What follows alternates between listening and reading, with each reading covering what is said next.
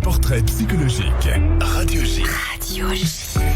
Comme toujours, à la fin de cette émission, nous allons débriefer ces minutes que nous avons passées ensemble. Et c'est donc votre portrait vu par le grand Christian Richomme. Bonjour Christian. Bonjour Cyrielle. Bonjour Oscar. Bonjour. Je suis ravi de vous rencontrer parce que vous êtes quelqu'un qui est dans l'émotion. Quelqu'un qui est dans l'émotion, qui exprime beaucoup d'émotions. Et moi, mon travail, c'est de l'analyser. Donc, vous m'avez donné beaucoup de choses à voir. Et puis, vous nous avez dit, on essaye de voler une petite phrase à un grand homme. Et c'est déjà bien. Oui. Alors, j'ai fait cet exercice pour vous. En tout cas, pour nous. Donc, ça commence par un enfant. Un enfant qui a une enfance idéale, avec un papa qui est déjà dans une âme artistique. Une âme artistique et qui vous fait découvrir ce monde, qui vous rend curieux. Comme vous nous l'avez dit, cette curiosité qui nous permet d'avancer pas à pas.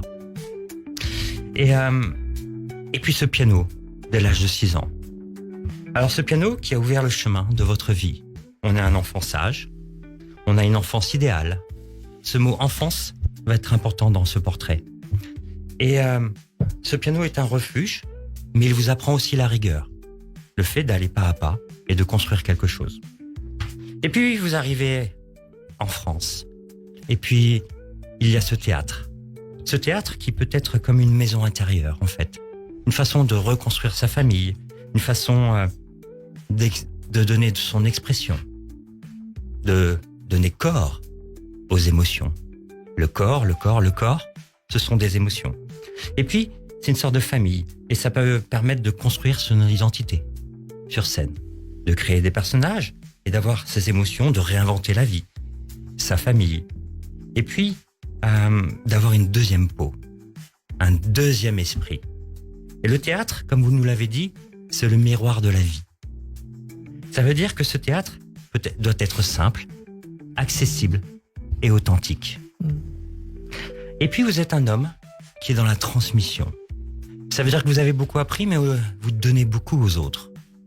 Vous êtes une sorte, avec vos élèves, les jeunes artistes, avec les spectateurs, avec les fans, réac.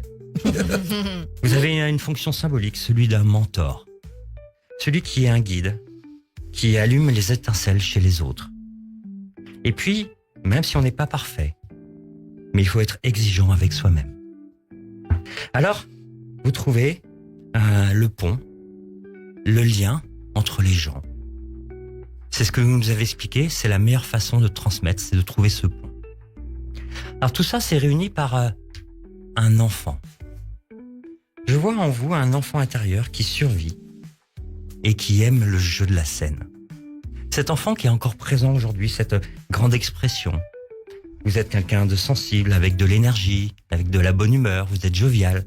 Un enfant qui a gardé son système lumineux, son authenticité, son côté magie. Vous avez dit trouver la magie dans tous les jours.